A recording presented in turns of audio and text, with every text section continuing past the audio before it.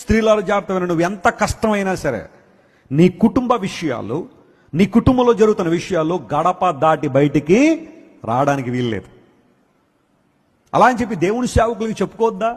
భక్తి గల వారు ఎవరైనా సహాయం కోరుకోవద్దంటే కోరుకోవాలి, కానీ కనబడిన వాళ్ళందరికీ చెప్పొద్దు. నువ్వు లోకసమైన వ్యక్తులు ఉంటారు కొంతమంది, నీ ఇంట్లో జరిగే ప్రతి డీటెయిల్ కావాలి వాళ్ళకి. వాళ్ళ ఇంట్లో ఒకటి రానివారు బయటికి. నీ ఇంట్లో జరిగే ప్రతిదీ కావాలి వాళ్ళకి, కావాలని గుచ్చి అన్నీ లాగుతూ ఉంటారు. అలాంటి వారి విషయంలో చాలా జాగ్రత్త ఉండండి. కొంతమంది ఈ రోజున కుటుంబాలను పాడు చేసేవాళ్ళు, భార్యాభర్తల మధ్య సంబంధాలు పాడు చేసేవాళ్ళు కొంతమంది ఉన్నారు. జాగ్రత్త సుమా. నువ్వు చక్కగా నీ భార్యని ప్రేమిస్తున్నావు, నీ భర్తను ప్రేమిస్తున్నావు, బాగా జరుగుతుంది. కొంతమంది మధ్యలోకి వచ్చి కుటుంబాలు విచ్ఛిన్నం చేస్తున్నారు.